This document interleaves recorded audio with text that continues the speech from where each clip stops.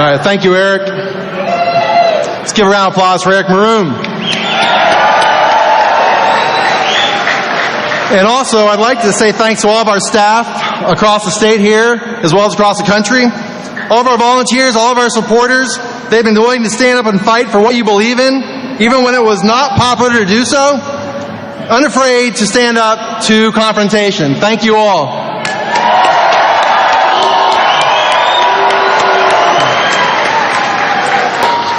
And it's good to think big. And that's what this campaign is all about. It's about confidence, delivering the goods, and believe me, we will win Texas and we will win the nation.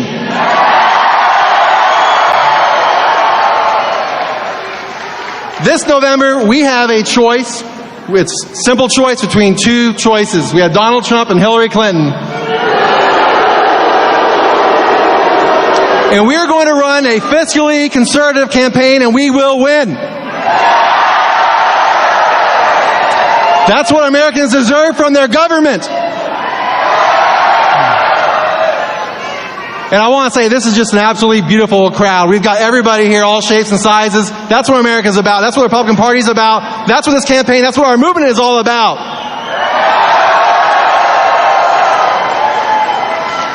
So we're here today because of what we believe in, but we're also here to have fun. Now this location, we got a great deal, and we know it's all about location. But the important thing is that we are having everyone here to allow the people of America to come together. What made America great in the beginning was the ability to let people to freely assemble peacefully.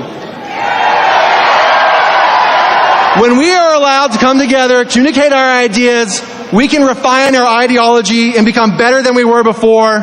What we do is we collaborate, we listen to other people with opposition voices, and we come together stronger. We need to unite as Americans. The only way we have prosperity is when we have policies that work. And the only way it works is if we come together and talk about it. We are here united to make America great again.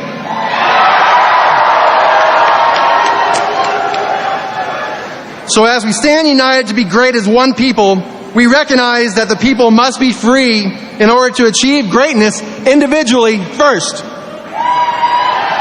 So do we have any activists or any community leaders, any Republicans? Raise your hands. Let's give you all a round of applause. Thank you all for taking the time to come out. It's not just about one man, it's about a movement. If we're going to make America great again, we need everyone to help make America great again. And as conservatives, we understand that if we want to be free, we can only be free if we have our own personal responsibility. That is the two sides of liberty. We have to understand that. Who here understands liberty? If you understand liberty, you have a responsibility to defend it. Mr. Trump understands that. Our staff, our volunteers, our activists, everyone here, I hope you understand that. It is a responsibility that should not be taken lightly. It's our civic responsibility, and the people are waking up. We're going to win.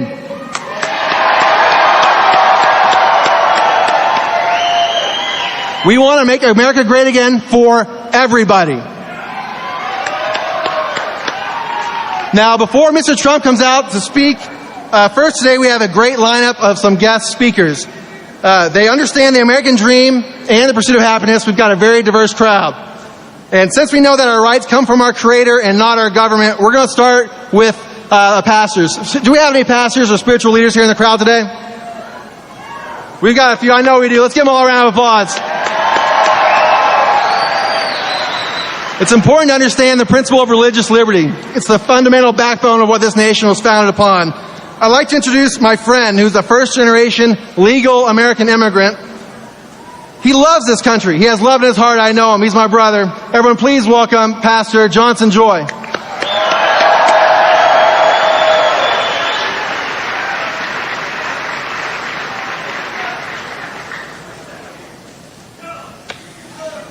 Hallelujah. Praise you, Lord. Dear brothers and sisters, this is a critical time for our country. All God's people, need to rise up and support our next president, Donald J. Trump. Hallelujah.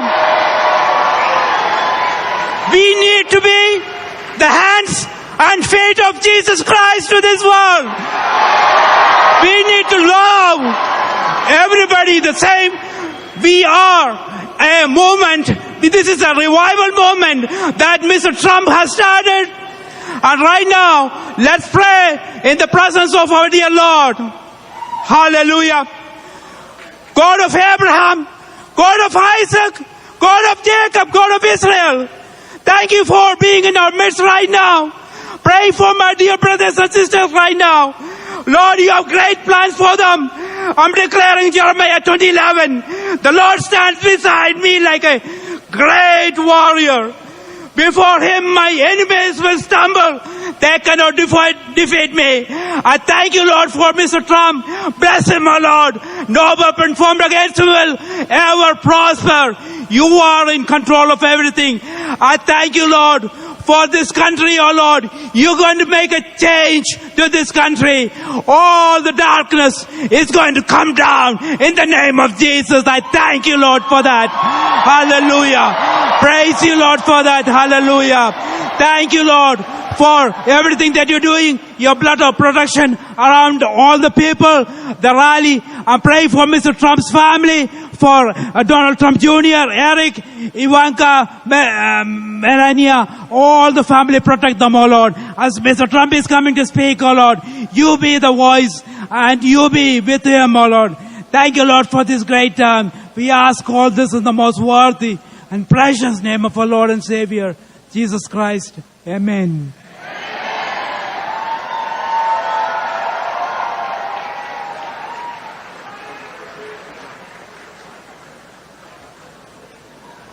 Thank you, Johnson Joy.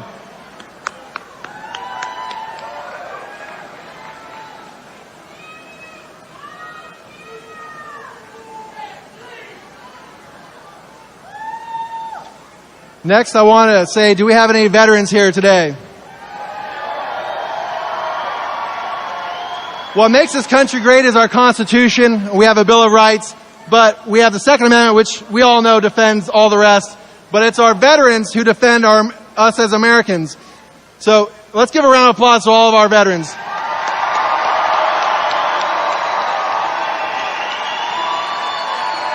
Also, USA, USA, USA, USA.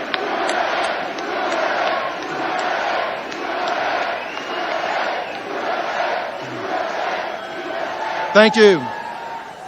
Equally important is our police, our firefighters, and our emergency medical technicians. Do we have any of those first responders here today? We thank you. Next, I'd like to introduce a third-generation Texan, my good friend, Marine Corps veteran, Andy Valadez. He's going to lead us in the pledge.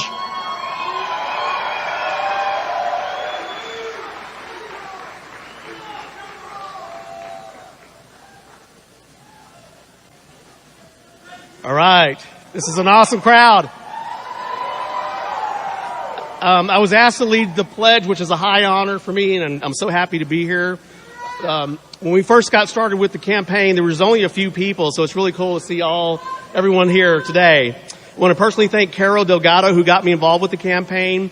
When we started to set up our office, there was a saying in the Marine Corps that we're in every climb and place. And so there were a couple of Marines that were involved, and we put our flag up at the headquarters here in Houston to lead the way. With that being said, I am an open carry advocate. I believe in the Second Amendment.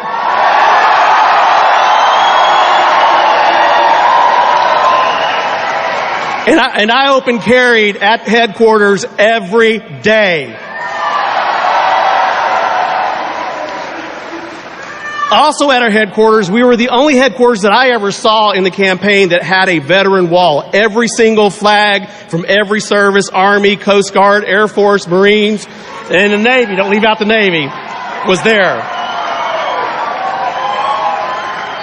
Now, when I went to boot camp, it was from 88 to 92. I served during Desert Storm and Desert Shield. Okay? You're going to hear from a Marine in a little bit, but In 1983, America was attacked. The first modern Islamic terrorist attack was in Beirut. 241 Marines and servicemen were killed by a bombing in Beirut, Lebanon.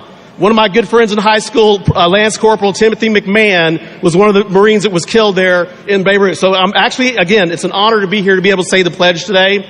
But let's not forget that these sacrifices that our veterans make, we don't ever forget. So thank you again for all the veterans that are here today.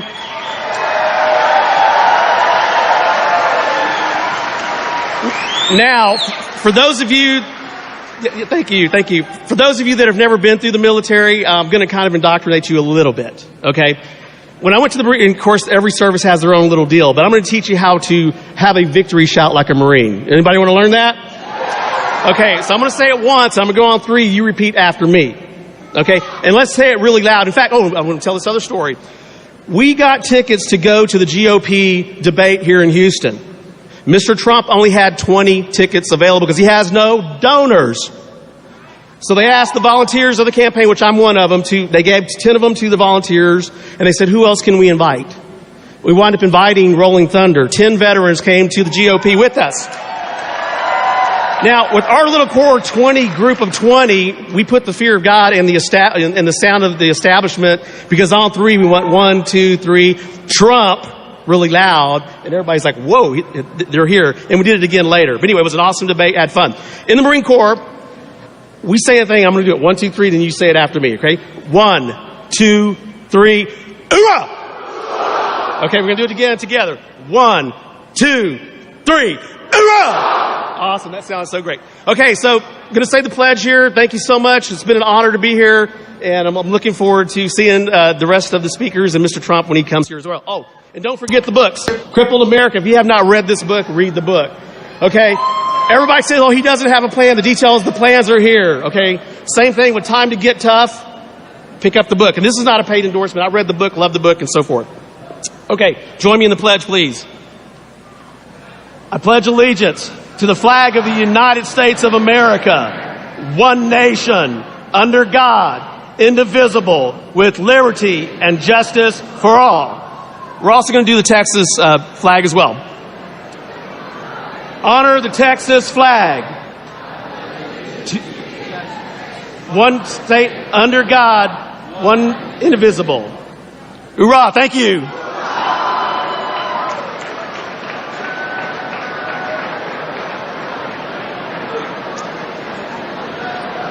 Our next guest is going to be singing the national anthem. Let's please give a warm welcome to Rochelle Pierce.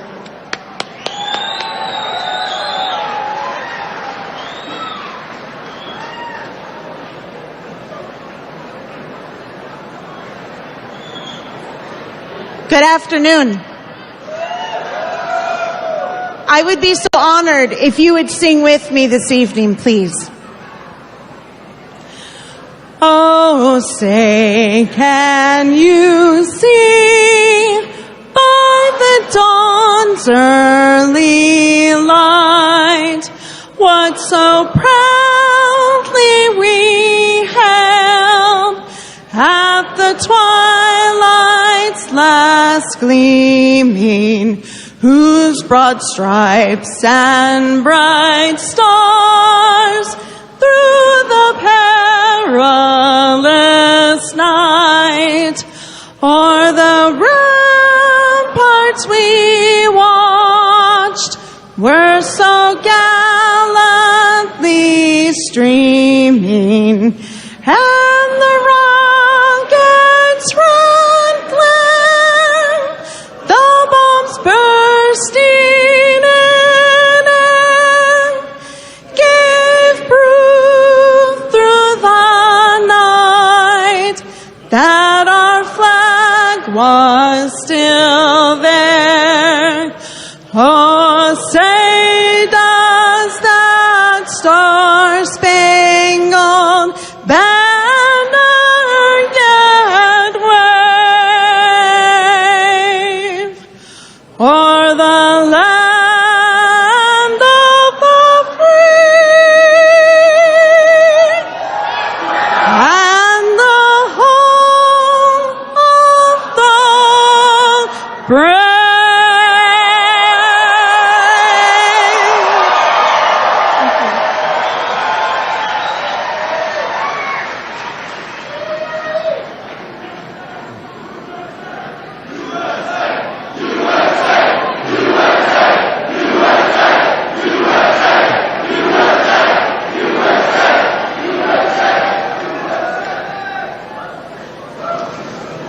All right, for our next special guest, I want to talk about a strong advocate for conservatives, for Republicans, and women. How many women do we have here today? You know, I think we might have more women here than we do men. Come on, then. So I know we have a lot of women for Trump. Let's please welcome my friend and Houston's very own Teresa Kosmosky. She's a local activist and the Texas Federation of Republican Women president. And like us, she believes that we will win with women, and she's a strong conservative leader helping to get the word out, generating interest and excitement. She's a valuable leader drawing attention towards Mr. Trump and our movement. Thank you, Teresa.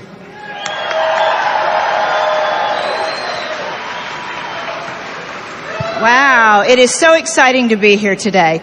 You know, we're on the verge of doing something really special this November. And as I sat and thought about what are the things that I want to see in a president, I also thought about a few things I don't want to see in a president. For instance, we don't need to see Hillary homesteading the White House yet again.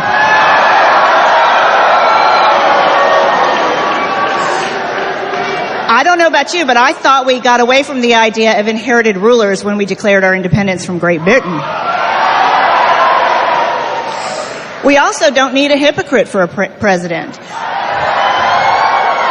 One that takes money from countries that don't even like Americans, and she puts it in her pocket through a French or Canadian foundation.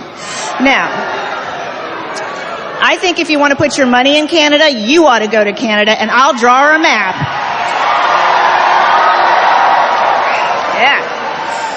We don't need another worldwide apology tour, and we certainly don't need another crash course in the definition of two-letter words. We don't need an American murdering, soul-sucking, left-wing elitist who could give a damn about our principles.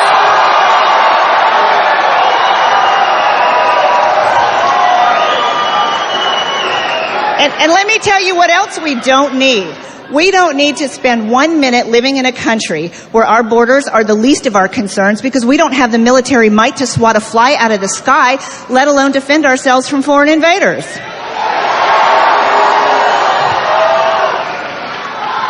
But I tell you what we do need. We need a president who isn't part of any political... Other guys don't have that on their side. We need a president who isn't afraid to be a leader and make the tough decisions that we need to make today. We need a president who will not kowtow to special interests. We need a president who understands how the economy works so our Americans can work and our families can prosper. We need a president who will act decisively to strike terror in the hearts of the terrorists who want to hurt us.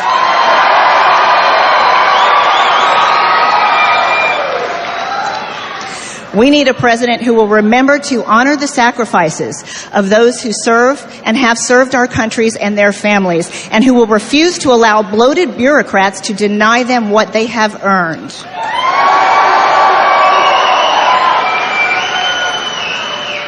We need a president who understands that excessive taxes are a modern-day version of indentured servitude, and we won't stand for it.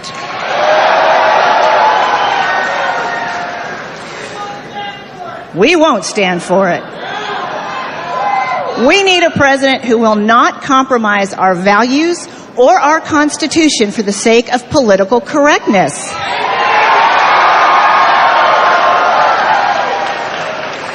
We need a president who understands that it is really time to make America great again.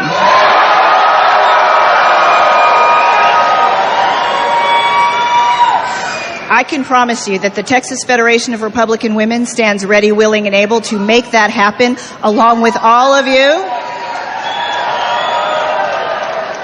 And for all those reasons, we need to elect Donald Trump. Thank you very much. Thank you.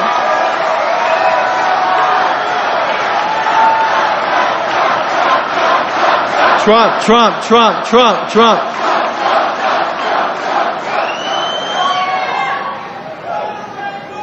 Thank you, Teresa. Next, I'd like to introduce another veteran of the United States Marine Corps who served in Operation Desert Storm in Kuwait. Ryan Stickney would like to share his testimony of his personal experience with Mr. Trump's support of the troops during his active duty service when Mr. Trump facilitated a with his reserve unit from Camp Lejeune to Miami. Please welcome Ryan Stickney.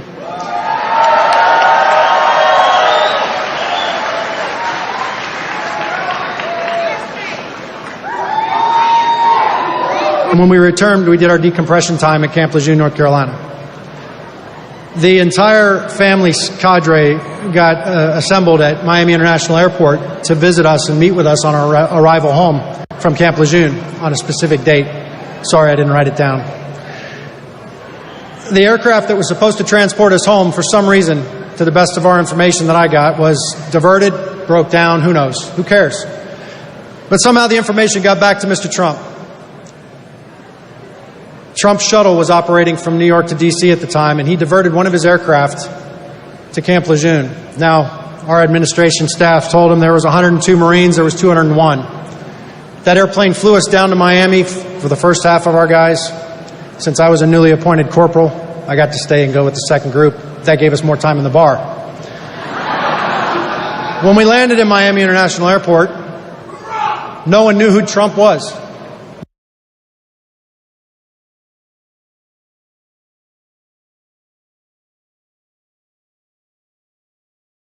Who's Donald Trump? Who's this guy that just sent an airplane? Why is there a name of Trump on the side of it? We literally had no idea who we were talking about.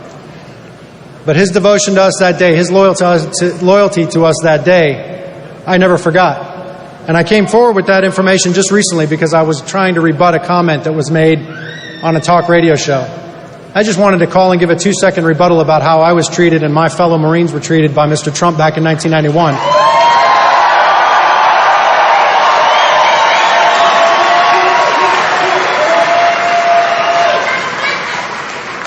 I had no idea that it would become this, and I hope it becomes something that is a helpful catalyst to Mr. Trump in becoming the next president. But I want to say something else. I want to look at the comparison and contrast to what may have happened. If that call would have been made to our current president, I think he might have said something like, well, the lack of your aircraft is based on too many guns.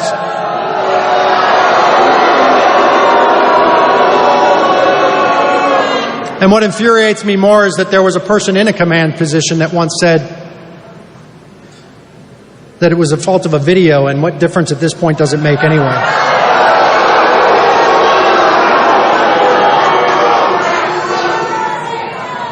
Loyalty in our government to the American people is in dire need. Mr. Trump has said and expressed, and many of his staff members and many of the people that work for Mr. Trump and people that have encountered him in the past have said that he has an incredible amount of loyalty to the people that he works with or works for him. I think there's something very important about loyalty that's often forgot. How many of you people work for an employer that thinks you're supposed to be loyal to them? Well, you showed up to work today, that was your loyalty. What they need to know is that loyalty goes down so that trust can go up.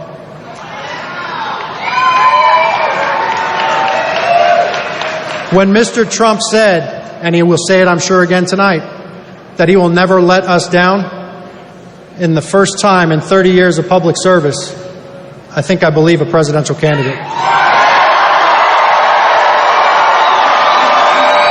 Thank you.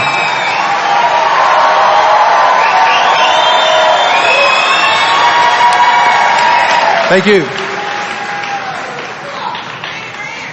So our next speaker I'd like to introduce, she is representing Texas with the Republican National Committee, the RNC. First I want to say the RNC is working great with the campaign. We're working great with the party here locally at the state level as well as across all the counties. And how many people here were actually at the recent state convention or a delegate? Raise your hand. Let's give them all a round of applause. Thank you for your activism. We have a national convention coming up in just over 30 days, and we're going to come out united and stronger than ever before. I'd like to introduce our Republican National Committee woman who understands Texas, she understands conservatives, and she understands what we care about and how to win. Please welcome Tony Ann Daschle.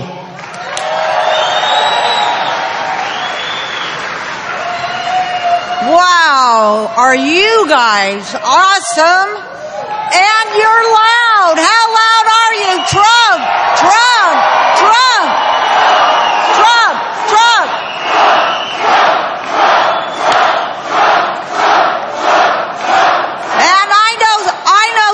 something else about you?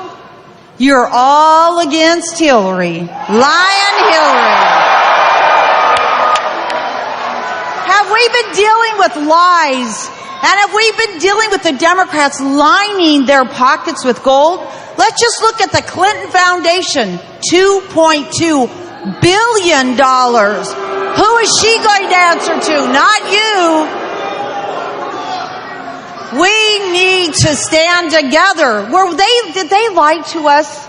Ladies and gentlemen, did they lie to us? Did they tell us we did not build our business? No, that's wrong. We take the responsibility. We take the risk.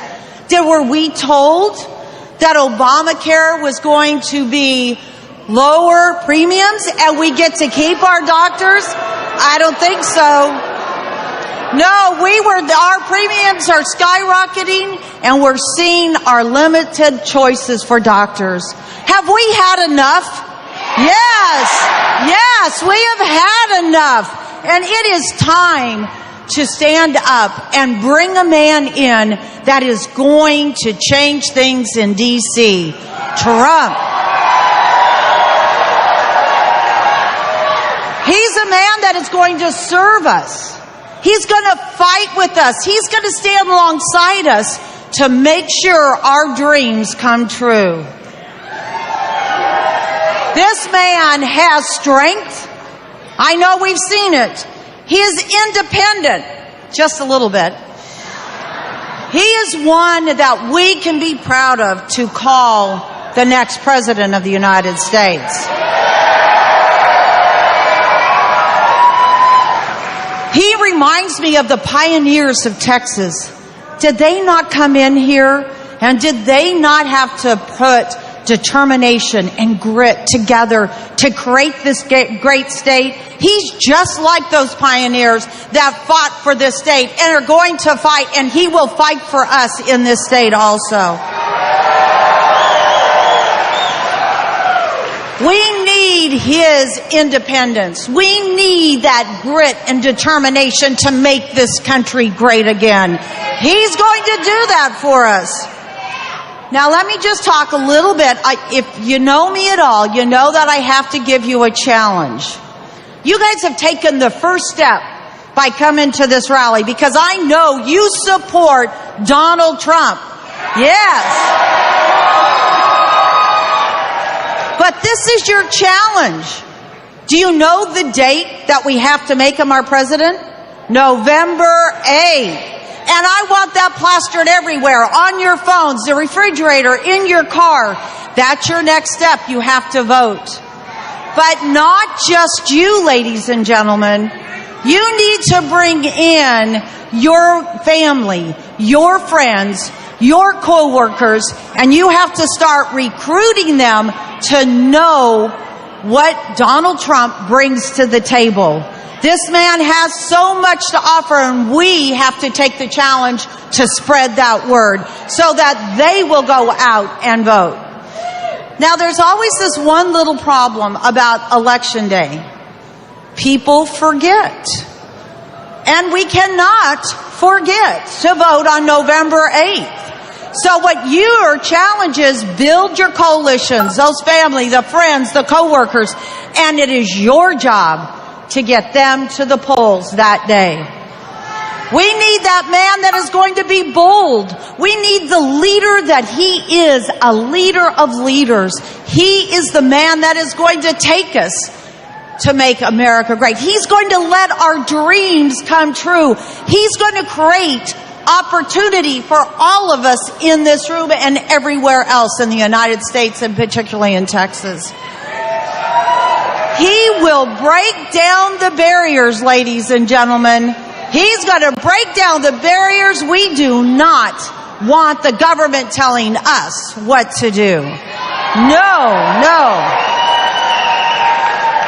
So are we ready? Are we ready? Are we ready? Yes. We are ready to elect Donald Trump to make America great again. Make America great again. Stand with the Republican Party stand with the Republican Party of Texas, and let us all unite and vote on November 8th and elect the next president of the United States, Donald Trump.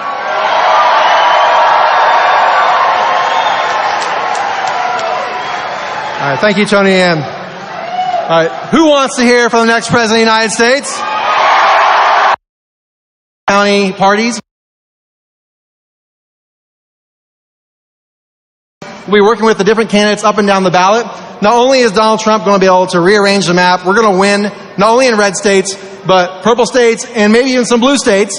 We're going to do the same thing right here in Texas. We're going to win some purple counties, some purple districts, some blue counties, blue districts, but we need your help to do it. So text Trump, T-R-U-M-P, to 88022. Like us on Facebook at Texas for Trump. Sign up on our website for our email list. Encourage your friends to do it as well. You can sign up to volunteer, hit the checkbox. You also want to sign up as part of our coalition. We've got women, we've got business leaders, we've got veterans, first responders, hunters, women, any group you want to join. We've got different groups. We need to build coalitions. We'll be organizing statewide as well as locally. We need your help. So we're going to take a quick break, and we'll have Mr. Trump come out here shortly, maybe a few surprises. And thank you all for coming out.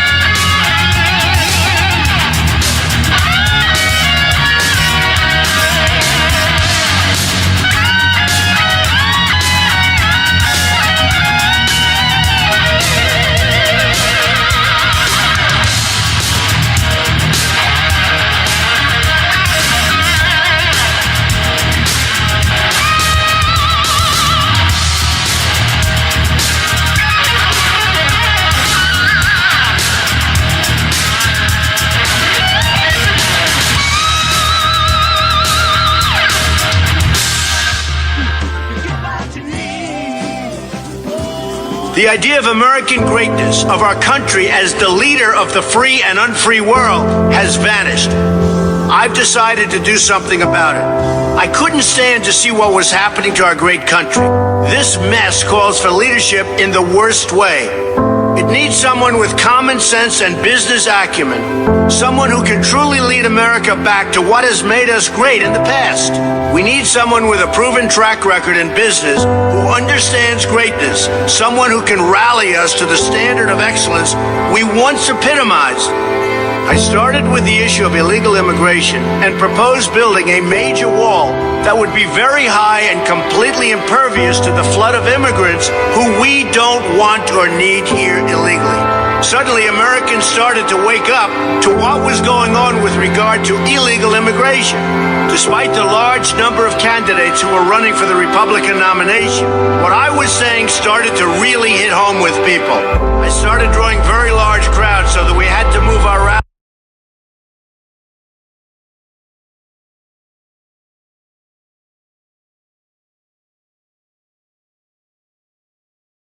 into football stadiums and convention centers.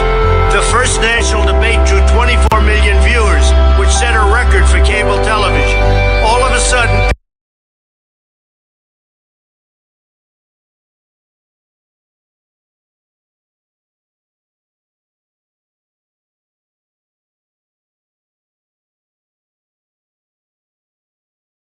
people who had never cared about the election or never voted before were rushing to our rallies. The rallies became massive. The crowds were unbelievable. The enthusiasm was based on pure love and love of what we were doing. The media, the politicians, and the so-called leaders of our country reacted in horror. But I persevered and went directly to the people because I don't need anyone's financial support, nor do I need anyone's approval as to what to say. I just had to do the right thing. I had to do it. I had no choice. I see what's happening to our country. It's going to hell. I had to do it. I've committed to a truly more powerful military, one prepared and equipped to stand up to any and all of our foes. When we draw a line in the sand, it needs to mean something to all, especially our enemies. I've released a tax plan that gives the middle class and those with lower incomes a chance to keep more of what they earn, while restructuring how the richest Americans will be paying taxes. I've introduced a whole new approach to job creation by encouraging companies to bring more of their jobs in manufacturing back to the United States, home where it belongs, along with the trillions of dollars currently being held in foreign banks overseas. What we need is leadership that can deal with our mess and begin to apply practical solutions to our problems. There's so much untapped greatness in our country. Together, let's make America great again. I know people have talked to you about whether or not you want to run. Would you ever? I just probably wouldn't do it, Oprah. I probably wouldn't, but I do get tired of seeing what's happening with this country. And if it got so bad, I would never want to rule it out totally. U.S. national debt currently stands at $18.3 trillion. Stopping the flood of fighters joining ISIS is much more complex. Obamacare would cost 800,000 jobs. Our country is in serious trouble. We don't have victories anymore. How do I, as an average person, begin? Well, first of all, never think of yourself as average. You started off with the wrong question because you're not average. You've got a lot going. I see you're smart. I see you're very beautiful. You just have to get that word average out of your vocabulary, and you have to tell yourself that you're great, and you have to believe it. If you can say it and don't believe it, it doesn't matter. So just go out there and work hard. You need the leadership to come from the very pinnacle, from the very top. And if it doesn't, it's not going to happen. And that's not happening now. It's not happening now. People aren't getting together. I think the big problem this country has is being politically correct. I don't frankly have time for total political correctness. We have to stop illegal immigration. We have to. They love me, I love them. And I'll tell you.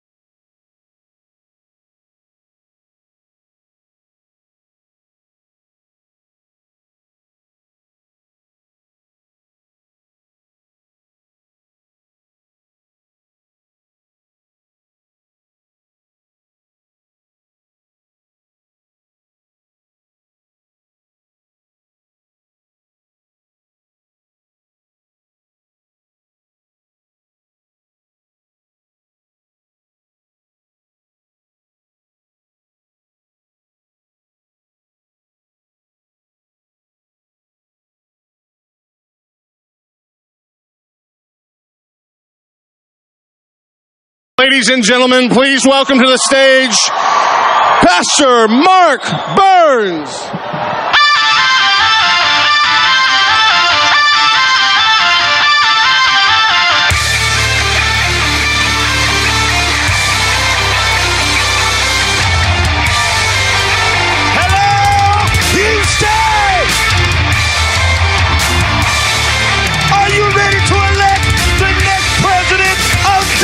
United States of America.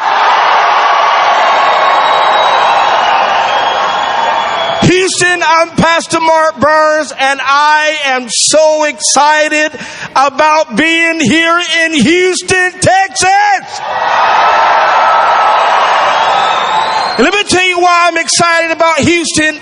Not only is Mr. Trump back here in Texas, but he is back as the Republican nominee for President of the United States of America. And there is a wonderful, wonderful personal cliche to being in the great city of Houston, because my wife, Tamara Burns, was born here in Houston, Texas. And she said, baby, we're going back to the state that you don't mess with Texas. You don't mess with Texas. You don't mess with Texas. And I came all the way from South Carolina to tell you, I know that Texas is Trump country.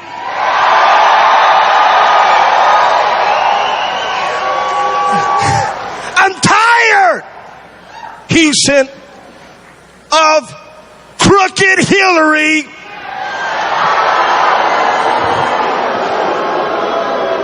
and her illegal, listen to me, why she's even allowed to run for the office.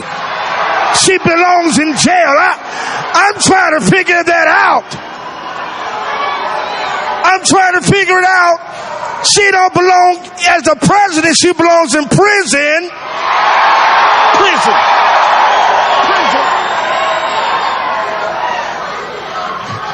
And what's so beautiful about Donald Trump is a person that can't be controlled by special interest group.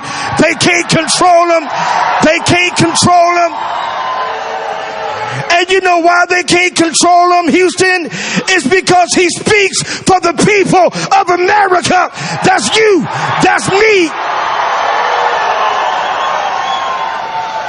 And I'm tired of the current administration and their weak stance on terrorists that hides behind Islam. We are tired. We are tired. We are tired of being. We are tired, Houston, of people trying to push us around. But guess what? We will never forget. We won't forget what happened in Benghazi. We won't forget what happened in San Bernardino. And we will never forget what happened here in Orlando, Florida. We will never, shall never forget. And our weak president doesn't want to call it what it is.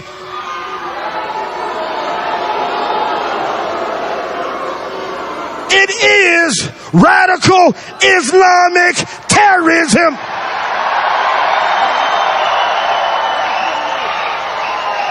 That's what it is. And it's amazing to me how we now have a presidential candidate who is saying, I'm tired of other people getting theirs first. It is now time for America to get ours first. Americans first.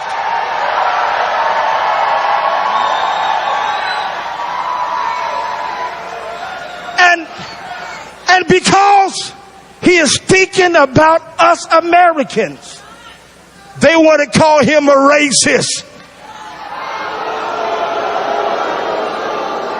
They want to say that he hates black people and he hates Hispanics. and he hates women. But I bet you there's some women right here in Houston, Texas that belong some Donald Trump.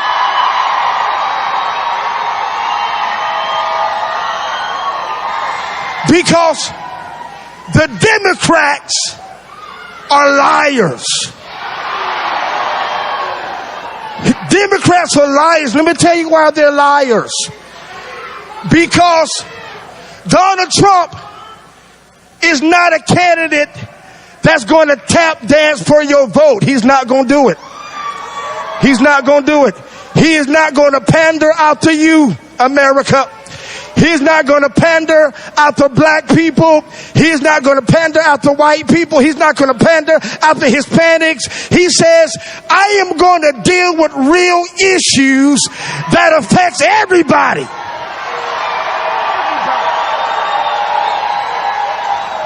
Because the fact of the matter is, if you can't get a job, poverty knows no color. Knows no color. And the Democrats have been pandering after black people for over 50 years. Yeah, I'm going to say it. They've been pandering after black people for over 50 years. And the black people, we are still broke. We're not strong as a people. Donald Trump is saying, I am coming to bring jobs back to America.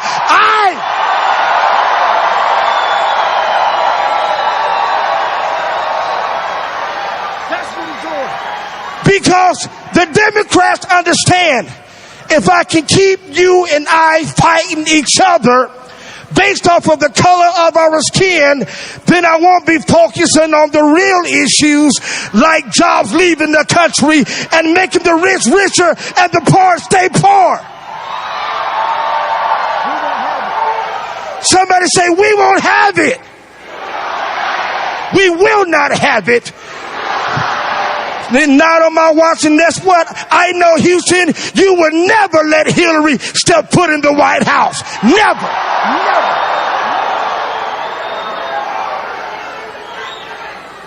Because you are going to get out and vote. And we understand. It's amazing how Hillary and the Democrats think we're stupid. They think we're stupid. And the Washington Post, oh my Lord.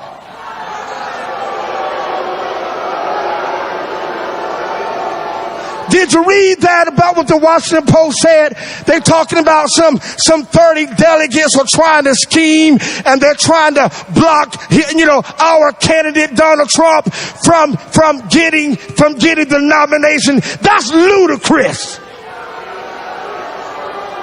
And I know when we get to Cleveland, we as the Trump train are going to march ourselves into that place. We are going to make sure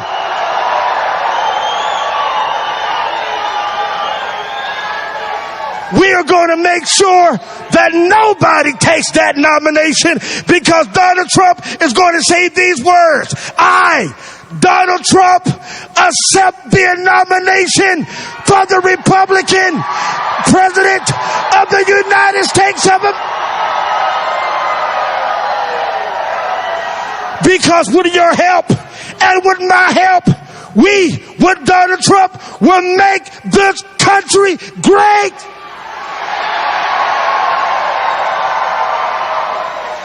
Because I'm tired, America, I'm tired. I'm tired of people losing. I'm tired of our military getting treated like they're nothing. I'm tired.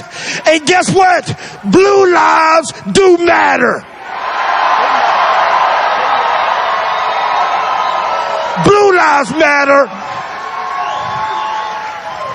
Because as long as the Democrats keep us focusing on our color, listen to me say this before I go. When you see somebody that looks different than you, smile at them. Smile. Acknowledge that they're in the room. Acknowledge that they're in the room. Show that we Trump supporters, we're not these racist hicks that the media tries to make us out to be. We're not. But we're going to let the media know that we are part of the United States of America.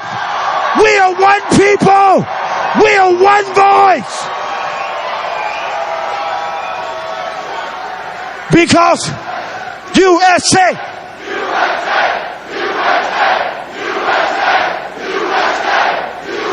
I say it all over this country.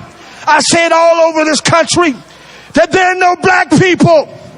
There are no white people. There are no Asian people. There are no Hispanic people. The only colors that matter is the colors of the red, white.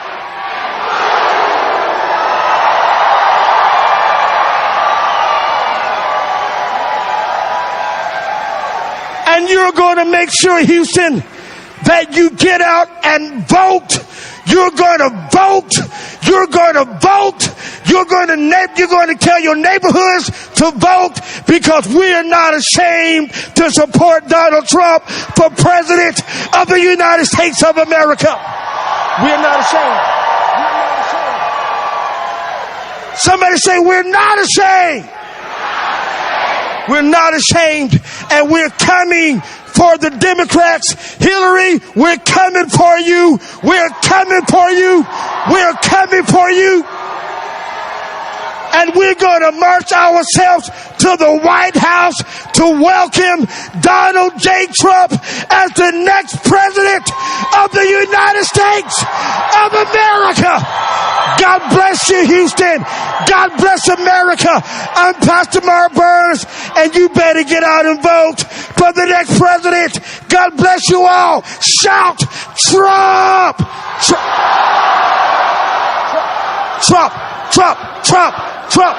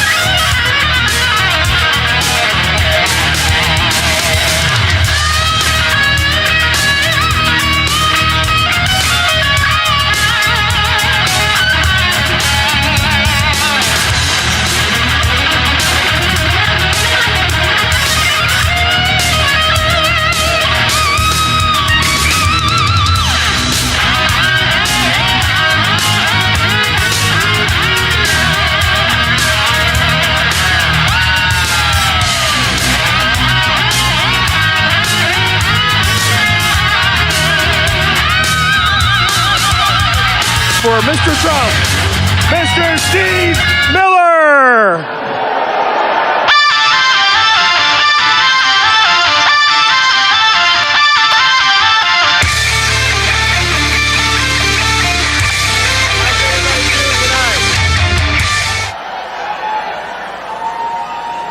In just a few seconds, you're going to hear from the man who's going to save the United States of America.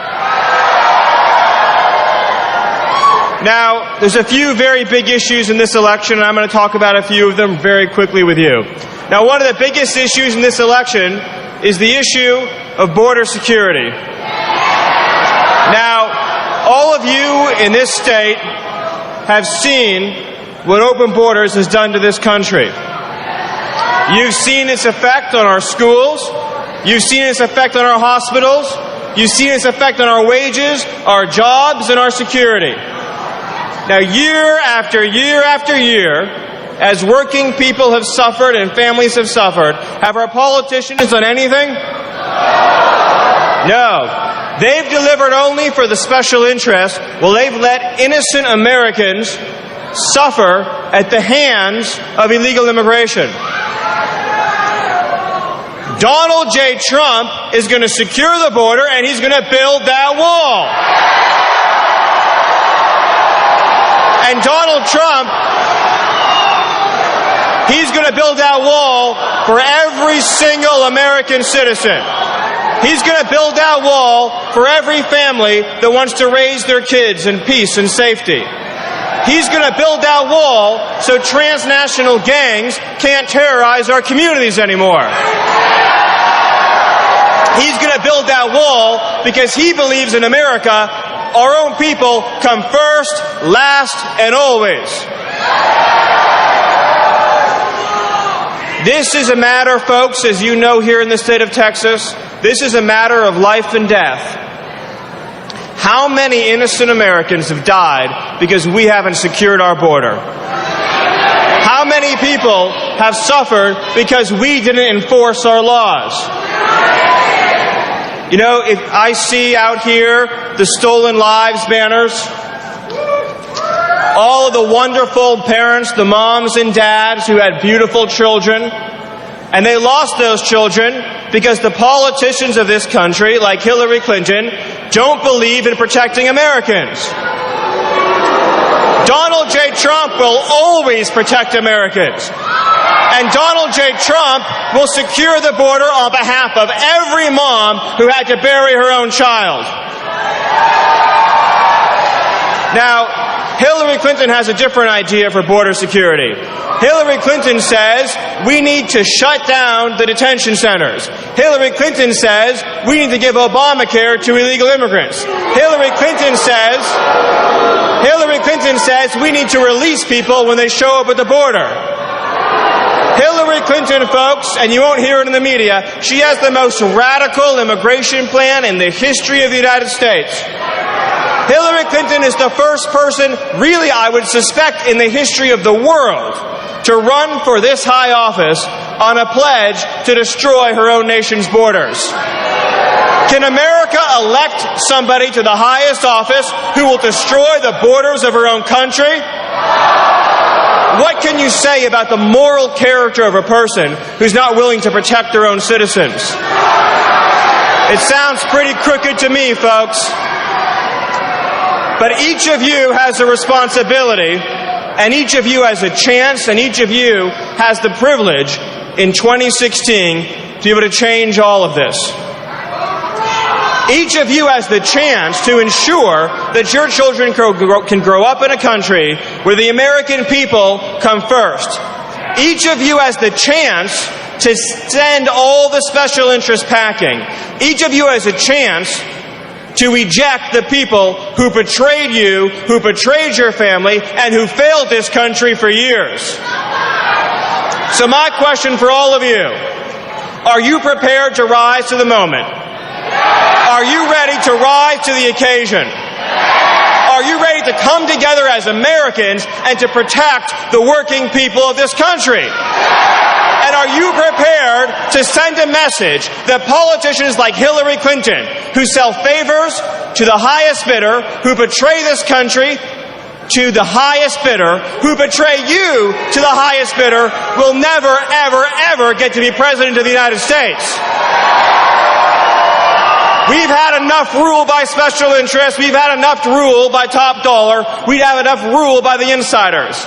We are ready for a revolution of democracy. We are ready for a government to serve its people. We are ready for the peaceful, loving, decent, honest, hardworking, caring citizens of this country to be the captains of their own destinies again. We are ready for a republic that serves its own citizens, that doesn't measure their worth by their bank account, that doesn't measure your vote by how much you can donate, that doesn't measure your value by how much you can contribute. We are ready for a government that serves the citizens of this country because they are loyal, because they are caring, and because they call America home. So all of you have been bestowed by history with this chance to right a grave injustice on behalf of every single person who's been made a second-class citizen of in their own country. You have a chance to deliver justice on behalf of every American who has suffered. Are you ready to vote for justice? Are you ready to vote for American children? Are you ready to vote for American jobs? Are you ready to vote for American wages? Are you ready to vote for decency and honesty in government? Are you ready to vote for principle and integrity in government? Are you ready to vote for a policy that puts Americans first? And are you ready, Texas, to vote for Donald J. Trump? God bless you, God bless this state, and God bless the United States. Thank you very much. Thank you for being here.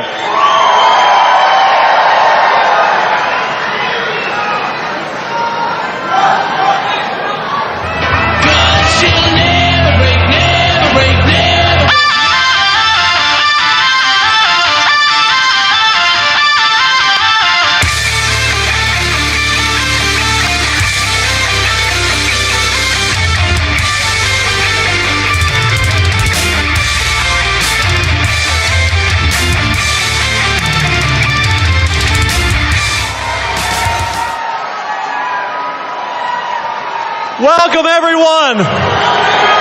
Question: are we going to let Hillary Clinton win Texas in November? I don't think Donald could hear you. Are we going to let Hillary Clinton win Texas in November? Are we going to squash her like a bug in November? We have worked so hard, everyone in this room, to elect Republicans in Texas in almost every office. Today, out of our 254 counties, 141 do not have one Democrat elected because of you. We do not want them to get a foothold. Donald Trump's going to win Texas, but not by 2 points, not by 5 points, not by 10 points. We want to send the Democrats packing forever. Donald Trump will be the change agent that you've been praying for and hoping for and wishing for and working for your entire life. This is the election. If you have anyone who's a friend, a family member, a coworker that says, I don't know, here's what you tell them. You're voting straight Republican ticket in Texas and sending Donald Trump to the White House.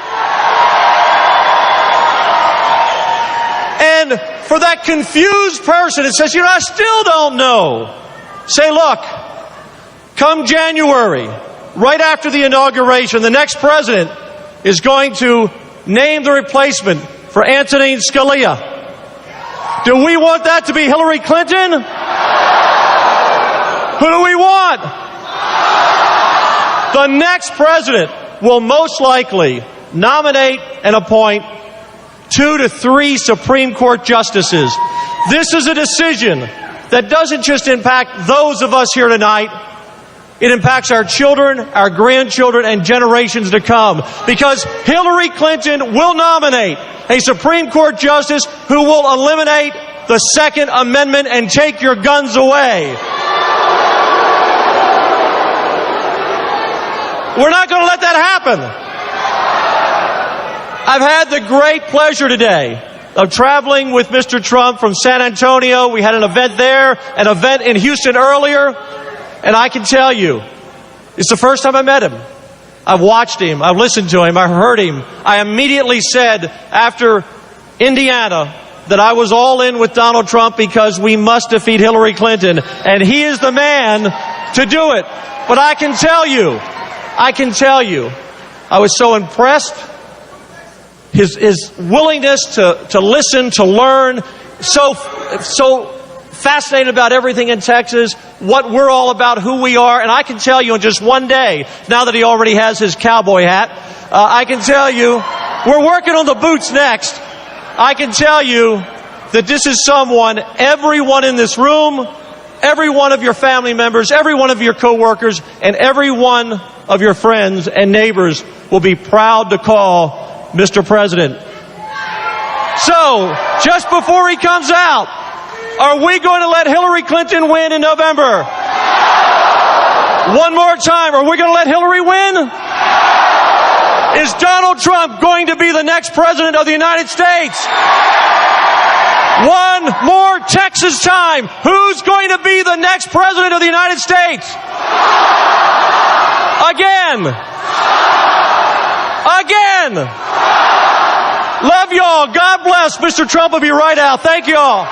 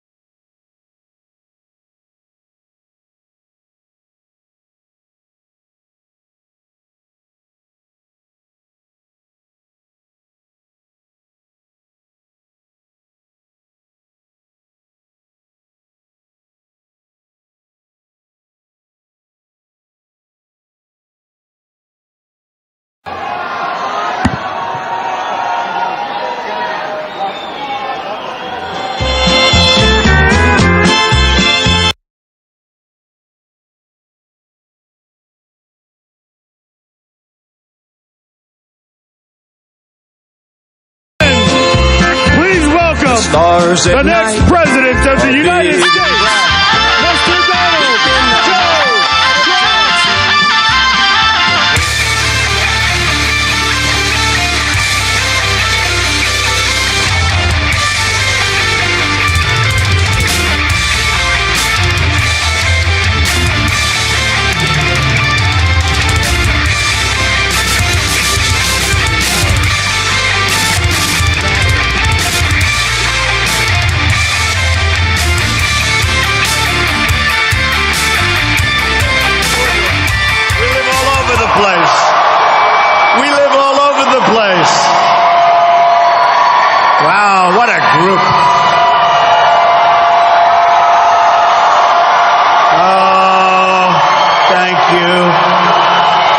you.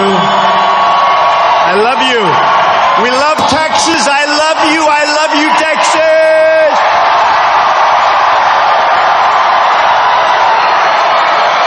Man. Thank you. Wow. Thank you, everybody. Somebody asked me, how do you think you're going to do in Texas? I think we're going to do very well in Texas. We're going to do very well. So I have to say this, you have to see what's going on outside. There are lines that are two miles long. I don't know, and I'm not just saying this, even the press, for the first time, and they've seen 35,000 crowds with me, but I think they're even impressed. And to be honest with you, I mean, we're just coming in, and you're talking about miles and miles of people, and I wish the fire department, and they're great, they were wonderful, but they broke the all-time record for this building by far. And I see like you could squeeze a couple of people from outside, but I guess, that's the fire marshals. We have to go by our fire marshals. Would anybody like to leave so that some more people could come in? I don't think so. I don't. Well, I want to thank you. This is a great honor. You think this is easy, right? You think so. I get up this morning, I'm like one of the early birds, like a lot of you people. Everybody's an early bird in this group, I think. But I got up, and I was in Dallas, and last night we made a speech in Dallas, and we had an amazing crowd there too. Gillies, we had a packed house, and we had thousands of people outside that they actually thought were protesters. They weren't. They were people that couldn't get into the venue, thousands. And then we went to San Antonio, and we raised, we have some San Antonio. And we raised a lot of money over the last 2 days for the party. The party is doing very well. The party is actually liking me. I'm an outsider. And historically, they don't love the outsiders. But I think they're starting to like me. And maybe there'll be a few. You don't hear about the tremendous numbers of people. And I'm even talking about the politicians that are totally supportive. If one person raises a little question, it's like, oh, did you hear? Let me tell you, folks, we have tremendous support. Tremendous. But the biggest support of all by far, right here. I'm the messenger. Right here. Right here.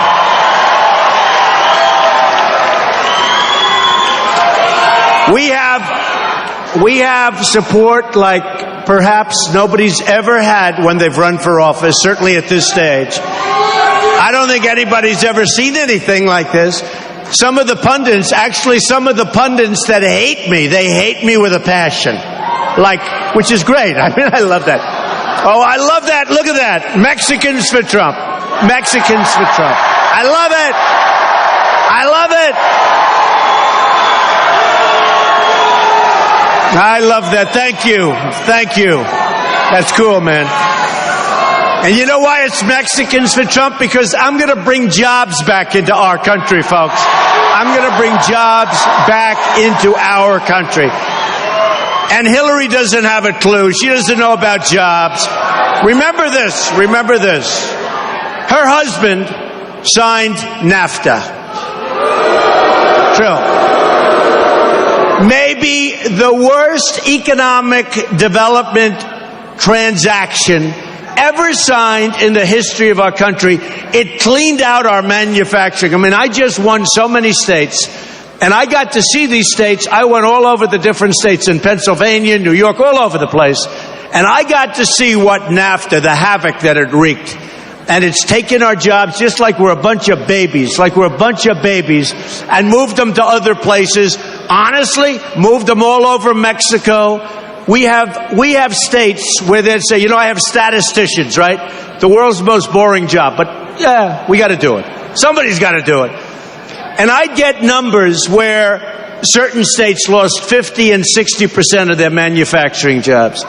And you'd go upstate, like upstate New York, and you see empty factories, empty buildings that you could buy for nothing, buildings that have been abandoned where they left because Bill Clinton signed NAFTA. And it didn't affect him so much because he was gone, but boy, did it affect the rest of these presidents. Let me tell you, and we're going to bring our jobs back. We're not going to be the stupid people anymore, folks. We're not going to be the stupid people.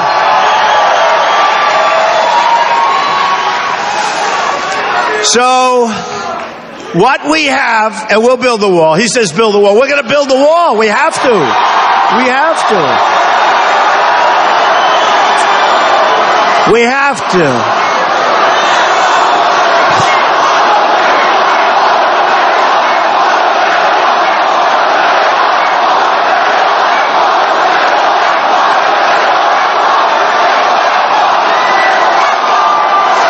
Look, we have no choice. We have no choice.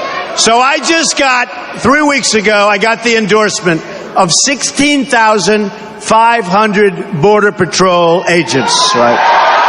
16,000. It's the first time they've ever endorsed a presidential candidate, okay? And they're great people. And by the way, their job is much easier now. Stand back. Don't talk. Don't do this. Stand back. Much easier job. They want to do their job. They see what's happening to our country. They love our country. They want to do the job. They're not allowed to do their job. So here's what's going to happen. And I asked them, such incredible people. I asked them, I said, just, I got to be 100% sure. Do we need the wall? Well, you said yes, but they said yes also. I don't know what I would have done. Supposing they said no, I'd say, really? What am I going to do here? But I said, do we need? And they said, Mr. Trump, it is such an unbelievably important weapon for drugs pouring through. I mean, we have drugs pouring into our country. When I won New Hampshire, I love New Hampshire, my first victory. We won 37, I think, I have to say I think, because if it's like 36 or 35, even if it's 38 or 39, they'll correct me. But we won New Hampshire, and when I say we really won it. We won it. This is all about we. This is about we. We. I'll tell you, folks, I didn't have to do this. I didn't have to do this. This is, I love it. I love it. I love it. But I didn't have to do it. This is like work, folks. This is like, hey, you know what? Yesterday was the 1-year anniversary when I announced we're going to run. Yesterday. That's great.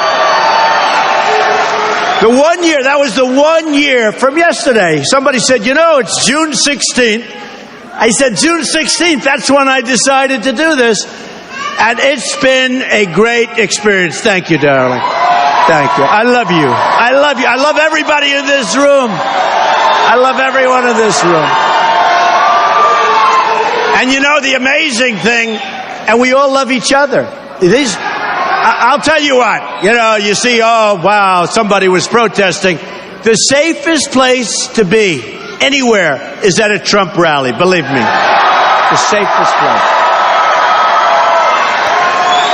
The safest place. And no matter what you say, you just take a look. Now, if there's one protester that raises the hand, although I love it, the only way I get the show, because nobody has crowds like we have. And they'll admit that. Not Bernie, and Bernie did pretty well with the crowds. He was second. By the way, a deep, deep second. He was way back. Now, don't forget, we agree with Bernie on one thing, trade. He knows how bad our trade deals are. He gets it. He gets it, and that's good. Now, we're trying to get Bernie's people, because a lot of those Bernie people hate Hillary Clinton, crooked Hillary as we call her.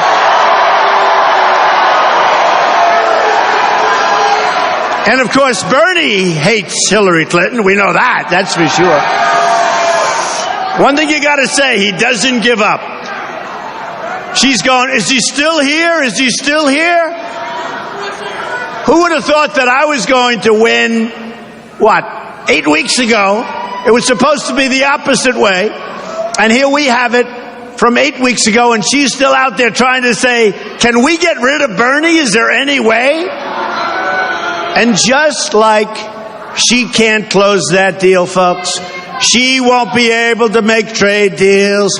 She won't be able to take care of our military. everybody's going to be ripping us off as a country, okay? The same exact way and the same way that you're looking at it. So look, here's what we have to do. When I came down, thank you. When I came down, and I actually said, oh, I thought it was a protester. I said, friend or foe? And it was friend, and I was disappointed. Because if it's friend, the cameras will never go there. So that's no good. Thank you. That's called an enthusiastic friend. But just so you understand, we've had things happen to our country. I mean, World Trade Center. If you look at what happened in California recently, San Bernardino, you look at that. It's a radicalization like nobody's ever seen before. It's a radicalization. It's a hatred. It's a hatred. It's a deep-seated hatred. And President Obama is trying to make terrorism into guns. And it's not guns, folks. It is not guns. It is not guns. This is terrorism. And by the way, the NRA came out, National Rifle, I tell you what, they came out very strongly, probably the earliest they've ever done it. So the National Rifle Association endorsed Trump, and those people are fantastic people. You know, they take a lot of heat. They love this country. They love what it represents. They're protecting your Second Amendment, and nobody will protect your Second Amendment like Donald John Trump. Nobody. Nobody. Nobody.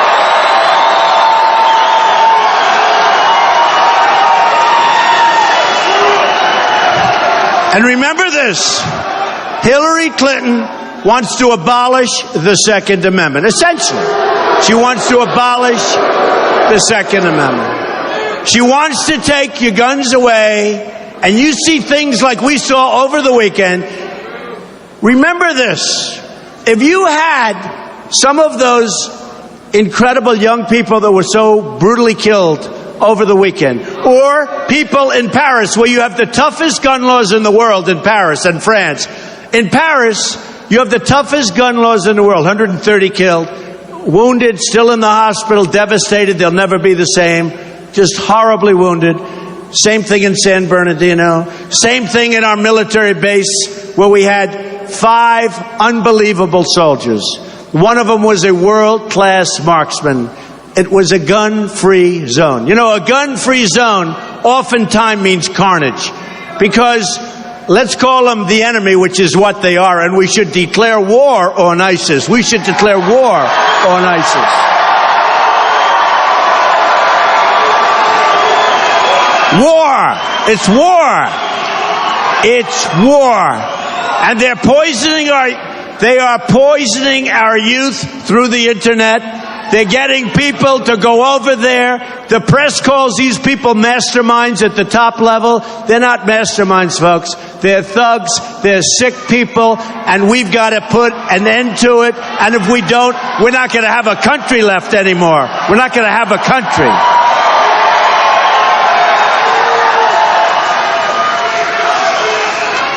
So we're going to get very tough. Our military is depleted, badly depleted. You see that. Nobody better than our military people. Nobody better than our vets. Look at the way our vets are being taken care of. We're going to take care of our vets, folks. Who's a vet? We're going to take care of our vets. They wait online.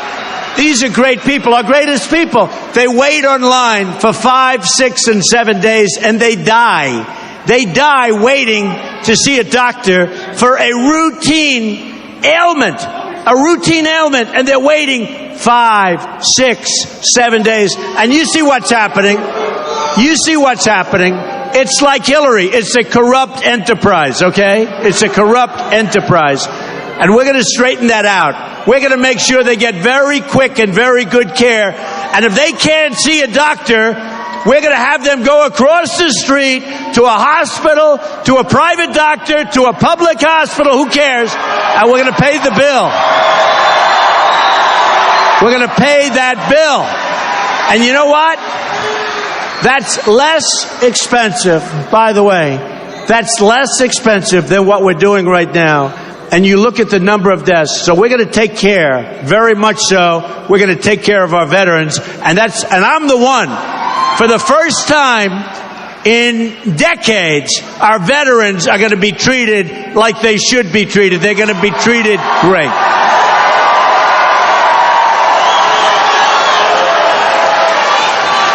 Wow. My friends. So I have in the front row, and I just see some of the greatest people. These are people who lost loved ones. These are my friends. And they called me right after my announcement, and they said, "Thank you, Mr. Trump." Nobody else has thought of them. These are people that lost loved ones to people that should not have been in the country. And I want to just thank you all. You're sweethearts. Thank you, darling. Thank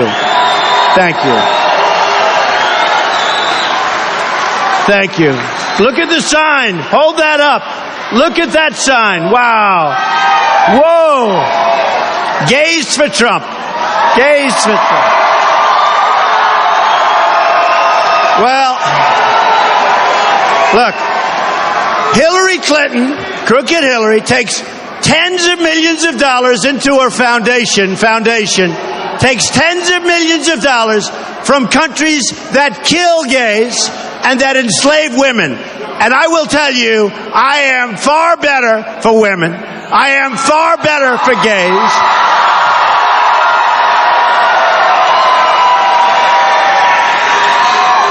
And now she wants people from these countries to come into the United States, and I was saying at a 500% greater clip than Obama, and the press said I was wrong.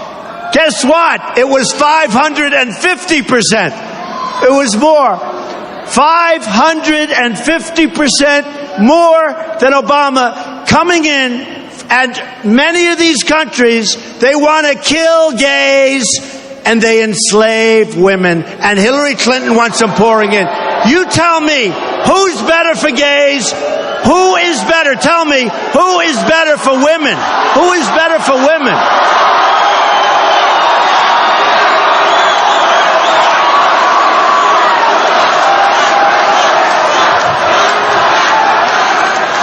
And what happened to the LGBT community over the weekend, to what happened there, and remember this, before we get off to the next subject, which is going to be a very interesting subject for you folks, but don't we feel bad for the 10, 15, 20, how many people are outside, press? How many? Is it 10,000 or 20,000? Because I'll tell you what, I think it's closer to 20. Anyway. If we had people where the bullets were going in the opposite direction, right smack between the eyes of this maniac,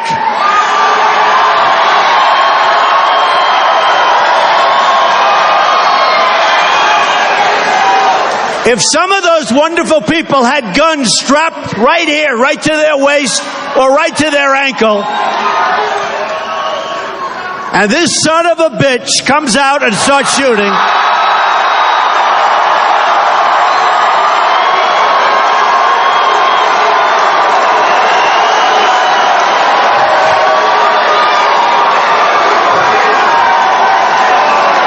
and one of the people in that room happened to have it and goes boom, boom.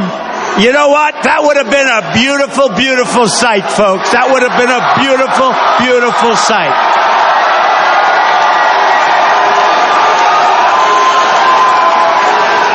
So don't let them take your guns away. And believe me, you put me in there, we're going to save that Second Amendment. We're going to save your guns. They're not going to take away your bullets. They're not going to shorten up your magazines. They're not going to do anything. We're going to preserve it and we're going to cherish it. And that's what we have to do.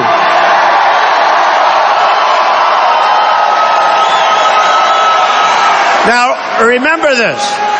So we have I love you. Look at this guy. He keeps shouting. He loves.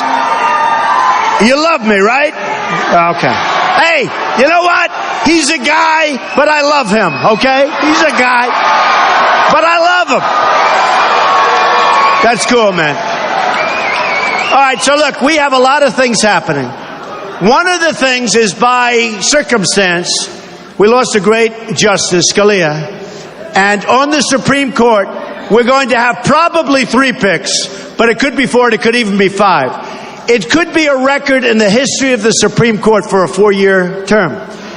And if Hillary gets in there and puts these horrendous picks in the Supreme Court, folks, we are like Venezuela. You see what's happening to Venezuela, right? You see what's happening. We will be a large-scale version of Venezuela, and it's not going to be pretty. One of the reasons I hope you're with me, and I know is there anybody in this room that's not going to vote for Trump? Just out of curiosity. Nobody. Wow. USA.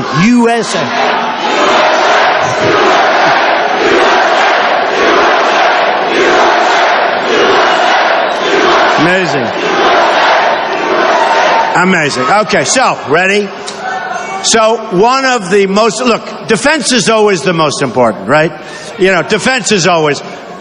But I will pick great, smart, brilliant, conservative, intellects, great judges. And what I've done is we went to the Federalist Society, where they really, and also with the auspices of Heritage, which is a great group. And we picked 11 judges. We're going to probably put 3 or 4 more on there.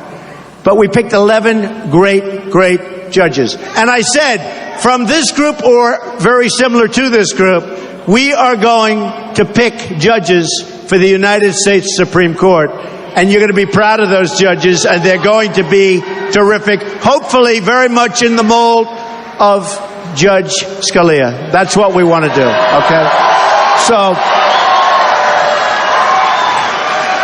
So I just think it's so important. The defense of our country, we have to build up our military, we have to take care of our vets, we have to do all these things. But we have to pick great justices for the Supreme Court. And if we don't, we're not going to have a country anymore. We're not going to have a country. So it's so important. And a lot of people forget. They say, oh, well, this and that. It's so important. One of the most important things. Okay, so, ready? We need borders, right? We need borders. We need borders. And he was saying just a little while ago, the wall. And we're going to have the wall. And we're going to have a wall. It's going to be such a beautiful wall. It's going to be so big. It's going to be so powerful. It's going to be as beautiful as a wall can be. I've got to make it beautiful, because maybe someday they'll name the wall the Trump wall. Who the hell knows? Who the hell knows?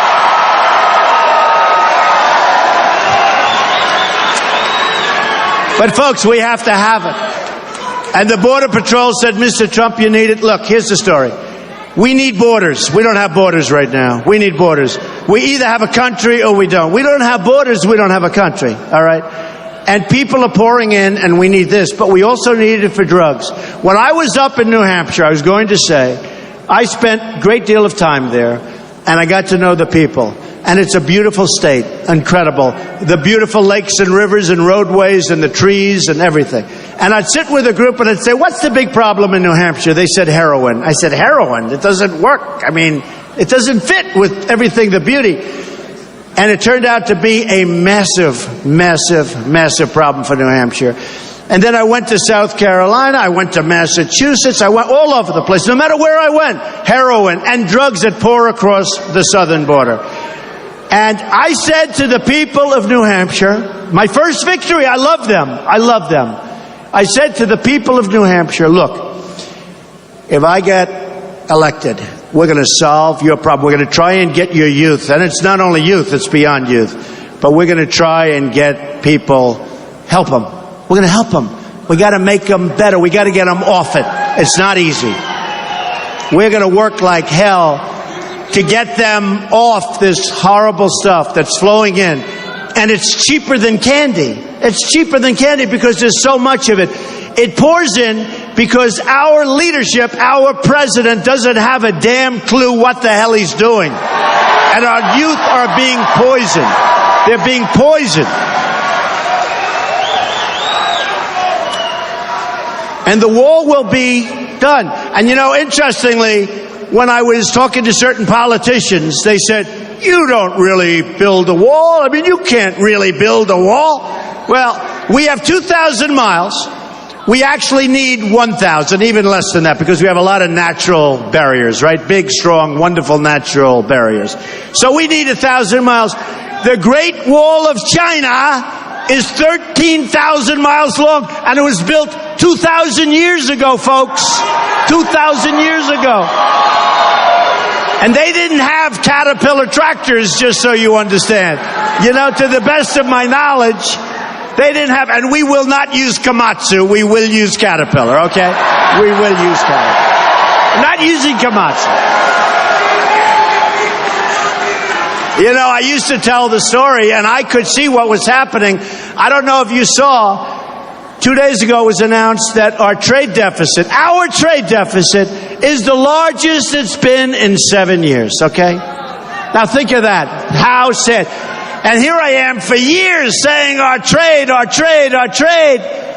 And the arrogance, they don't listen. They don't listen to me. They have to listen to me, right? Because I'm representing a lot of people, folks. So we have the largest trade deficit we've had in many, many years. And that's why I mentioned the name Komatsu, right? And a friend of mine, this is 2 years ago now, I used to tell this story, I haven't told it. But he's an excavator, a great excavator, big. And I see him and he's very sad. And I say, why are you sad? He's a rough guy, doesn't get too sad, but he gets sad. He's rough. Most excavators are pretty rough, right? You know, these are not babies. But let's say this, he's as sad as an excavator can be, right? But he said to me, Donald, I just ordered Komatsus. I said, really? Why? He said, because Japan has devalued their currency to such an extent, and he always bought Caterpillar tractors. His whole life he bought Caterpillar. And they couldn't compete, only for one reason. Because Japan has brilliantly devalued, and he went on and made a very, very large order of Komatsu. I say, are they as good? He said, no, but they're very good. They're very good, high quality equipment, not as good, but good enough and quite good. And I said, so what do you think? He said, our country's in trouble. And I started telling this story 2 years ago, and if you think about it, I really predicted exactly what was going to happen, because look at what's going on. We're losing our jobs like crazy. The reason I won Indiana was largely, was because of Bobby Knight. I mean, Bobby Knight, Bobby Knight! And some other great folks, I want to tell you. And I think we would have won very big anyway, but boy, did we win in a big landslide. But you know what? That was right in the time when everybody was talking about Carrier air conditioner moving to Mexico, firing 1,400 people. And those people were following me around that week in Indiana. They came from Indianapolis, and Carrier had a big plant, and they said, we're closing it, folks. So remember, it was on all over television. We're closing it. We're moving to Mexico. Now, I don't blame Mexico. I don't blame Mexico. And I don't blame China for ripping us off, and they are ripping us big league, right? Biggest trade deficits in the history of the world with China. We have rebuilt China. I don't hold it against them at all. Not all. I don't hold it against China. I don't hold it against Japan. I don't hold it against Mexico or Vietnam or India or any other country that's killing us on trade, that's taking our jobs. I don't hold it against them. I hold it against our leaders for being grossly incompetent. They're incompetent.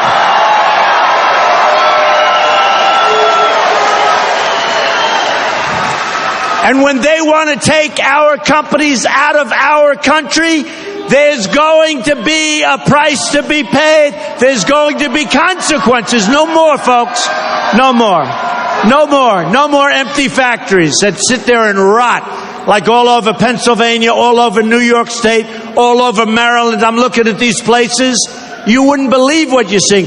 And you could see 20, 25 years ago, thriving enterprises, and now they're rotted from the water and from the wind. So we're going to do things, folks, and we're going to be the smart people again. You know, a lot of the Republicans have said to me, and they said, you know, you are not conservative. And the reason I imitate somebody, he said, you are not a conservative because you don't believe in free trade. Okay. Who cares? Let me tell you, folks, let me tell you. Number one, I'm a Republican. Number two, I happen to be conservative. But more importantly, I was asked by one of the networks recently, so what is your status? You know, to be a conservative, you're supposed to believe in free trade, goes across the border. But we don't have free trade. People think we do because they're stupid people. We don't have free trade. With China, they dump their product all over the place. They're dumping steels and ruining our steel mills. They're ruining our steel mills. Obama's closing up our coal miners and our mines. So you got miners all over the place. And you know what? I went into West Virginia. We won West Virginia in a landslide. Because the miners know that I'm going to put the miners back to work. We're going to put the steel workers back to work. We're going to put them back to work. And we're going to put them back fast. But I don't blame these countries. What I do is I blame our inadequate leadership. And it's almost hard to believe that this could be happening when you look at what's going on with our country. Now, here's what we're going to do. Let's take and I could talk about Ford. I can talk about Carrier. I can talk about hundreds of different companies that are no longer here. They're no longer here. And here's the story, folks. I believe in free trade. Okay, that's official. But here's the problem with free trade. We need smart leaders to make free trade work. And we have leaders that are not smart. In fact, they're rather stupid, I must say. They're rather stupid. So I was asked on a program the other day, recently, they said, do you believe in free trade? I said, yeah, I do. Do you believe in fair trade? Yeah, I do. I believe in trade. Well, what kind of trade do you like the best? I said, here's my trade. I want to make great deals. That's what it is for the people, for this country. I don't care if it's free trade. I don't care if it's fair. It doesn't make any difference. I want my trade deal. I want to make good deals for you. And I have the greatest negotiators in the world. We have Carl Icahn. I've gotten endorsed by the big business leaders. They love Trump. What can I tell you? But I have such great endorsement. We have the greatest negotiators in the world in our country, and we don't use them to make these deals that are bigger than any company's deals. These are the biggest deals. Deals with China, deals with Japan and Mexico. These are the biggest deals in the world, folks. And we use political lightweights, political hacks that don't know what they're doing. And China looks at us and they can't believe how stupid we are. They can't believe they get away with it for years. It's amazing that the country, not so well, but that the country functions. It's amazing. So we're going to change all of that. And when we came down, remember, when I started this journey, it was about illegal immigration. And these are my friends right here. And they've lost big league, the biggest. They've lost the biggest. All of my friends, unbelievable people. They've lost the biggest. But when I came down, it was about illegal immigration. And it was about trade. And it was about a strong military. But basically, it was about illegal immigration and trade and bringing our jobs back. Then we had Paris happen. And we had other things happen, whether it's San Bernardino or so many others. And I started saying, wow, we got to toughen up this country. We have to be very, very smart and very strong and very vigilant. And we have to get people, when they see there are bombs all over the floor of an apartment, they have to report these people to the authorities, and they have to report them fast. They have to report them fast. No more games. You know, the leader of the Paris attack, they couldn't find him. Do you remember? And it was almost a year. You know where he lived? Right next to where he was living for years. Everybody knew he was there. Nobody reported him. They found him through luck. Nobody reported him. San Bernardino, they see all these bombs all over the floor.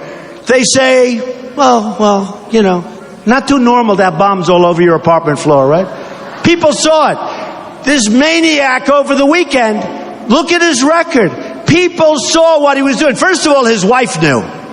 I think his father knew. I think a lot of people knew. And they didn't report him. And we have now 50 young people. We have 50 people dead. We have a tremendous number of people badly, horribly, gravely injured. They didn't report him. They knew he was going to go. They knew he was going to explode.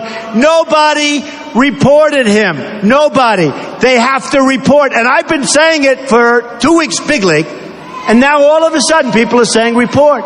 They're saying report. Okay. So here's one other thing, folks. We have a country that's bust, right? We have a country that's bust. We protect Japan. We protect Germany. We protect Saudi Arabia. We protect South Korea. We protect all these countries, and they don't pay us what it costs. They don't pay us. We're losing a fortune. We have to go to those countries, which are wonderful countries. We have to say we need help. Now, Hillary said, how dare Donald Trump say that? He wants to abandon Japan. I don't want to abandon Japan. Now, here's the problem with what she said. By her saying that, you can never make a good deal. Because she's saying under no circumstances, folks, we have to be prepared to walk. I don't want to walk. Hopefully we're not going to walk. But if you don't say you're going to walk, or if you're not prepared to walk, you're never going to get them to pay. We are losing billions and billions and billions of dollars protecting very strong financial behemoths. South Korea. How about Saudi Arabia? Saudi Arabia was making $1 billion a day when the oil was high. Now they're still making a fortune. If we weren't there, Saudi Arabia wouldn't be there for 2 weeks, okay? We protect Saudi Arabia. We pay rent. We pay rent on facilities that we have. We pay rent, and we're protecting. With Japan, with our Japan treaty, if the United States gets attacked, they can watch the attack on Sony television and never do a thing. If they get attacked, we have to use the full force of our armed forces to protect them, okay? Who makes these deals? Who makes these deals? Who makes these deals? So what I'm saying is this. I have to go, my favorite. So I get asked by a very good commentator, what do you think of NATO? Now, in all fairness, I've been doing deals all my life. I built this great company and all that stuff. And I do deals. Nobody talked about NATO. I mean, in all fairness, I'd like to say I have great experience with NATO, but I do have a lot of common sense, and I do have a lot of business instinct, like some of my friends that are here. So the question is, what do you think of NATO? I'm saying to myself, first thing is, nobody's ever asked me this before. Second thing is, well, I said this. I said, number one, I believe it's obsolete. Set up many, many years ago about the Soviet Union. Soviet Union doesn't exist. Now it's Russia, but Russia's still a big threat. It's okay for Russia. The problem is that our new threat is terrorism. And NATO wasn't really set up for terrorism. They don't even have the right countries, all right? So I said, it's obsolete because it doesn't take care and take into account terrorism.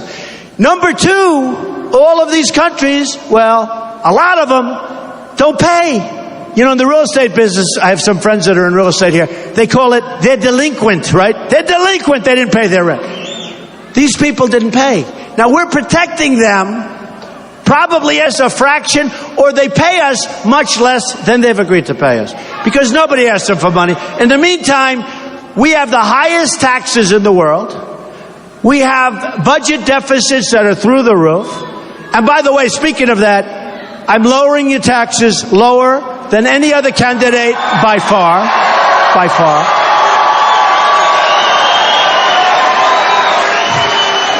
And we're getting rid of these horrible, horrible regulations that are killing people and killing small business. We're getting rid of so many of them. So many of them. So I said, So I said, it's obsolete. They don't take care of terrorism. And they're not paying up. They got to pay up. And it turned out I was right on both counts. But I'll never forget. The first 3 or 4 days, Donald Trump didn't know anything about NATO. I said, why? 3 or 4 days later, all of a sudden, people that studied it very closely, that never study anything else, so like they have blinders on, right? They can't see the forest for the trees, right? You know the expression. They can't see the forest for the trees. All of a sudden, 3 or 4 days later, people are saying, he's brilliant. He's right. He's brilliant. Like Putin. Putin called me brilliant. I like it. They want me to disavow. Putin said Donald Trump is brilliant. Essentially, he'll be the next leader. But Donald Trump is brilliant. And the people I was debating against, they said, we would like you to disavow that statement. I said, you think I'm going to disavow that statement? Are you crazy? So, with NATO. So, I went 3 days, and the press was just absolutely brutal. Like I didn't know what the hell I'm talking about. Give me a break. Then 3 or 4 days later, the experts are starting to say, Trump is sort of right. It's obsolete. These are people that study it 8 hours a day. They study it. And they're saying, Trump could be right. And he's right also. They're not paying up. They're not paying up. They owe us a lot of money, many of these countries. Okay. Now here's what happens. About 7 days ago, front page of the Wall Street Journal. Big, big story. NATO to set up major terrorism unit. General so-and-so to be the head of it. I said, that's what I said. Now, they don't give me credit for that. They had a little sentence, like a little 1/3 sentence. Donald Trump wasn't happy about it. Oh, great. Great. Folks, our country has such incredible potential. We have such incredible potential. There are so many pockets of fat. There are so many pockets of stupidity. We can bring our country back bigger and better and stronger than ever before. I'm telling you.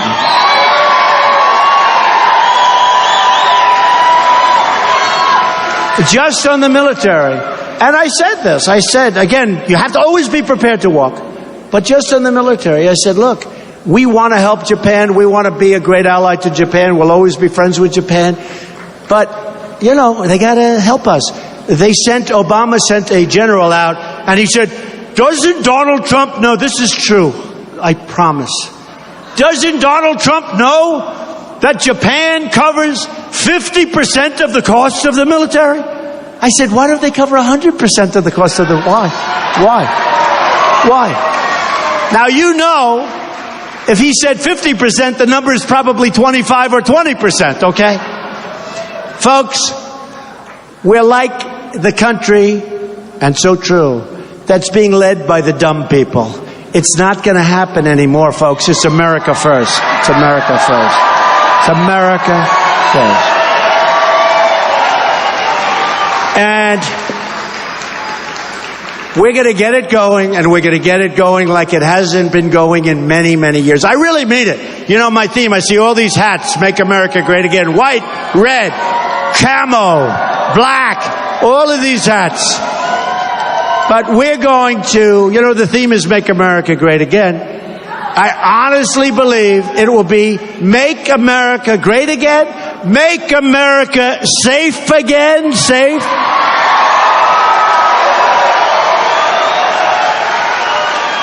And I really believe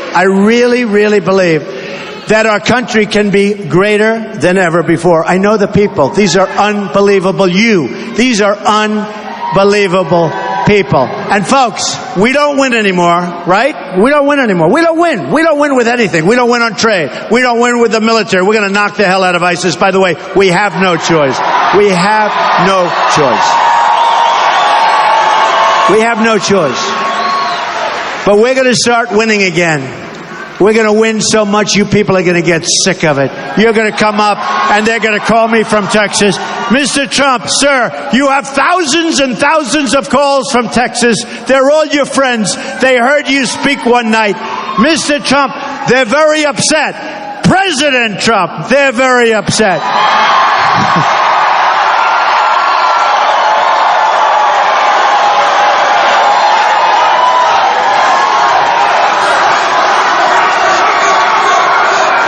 They're going to walk in and they're going to say, go ahead, what the hell difference? They're going to walk in, they're going to say, President Trump. Thousands and thousands of calls from Texas. They are so upset with you, Mr. President. They can't stand the amount with which you're winning by. Everything is a win. You're winning on trade. You're winning at the border. You're winning with your military. You're winning on health care. We're going to repeal that horrible stuff and replace it. Mr. President, sir, you're winning with Common Core. You're going to end it and bring education local. Mr. President, sir, they can't believe you've saved the Second Amendment 100%. And Mr. President, the people of Texas do not want you to win so much. It's driving them crazy. And I'm going to say, tell the people of Texas that I love them, but we're going to continue to win. We're going to win so much. We're going to make America great again. I love you. Thank you all. I love you. Thank you. Thank you.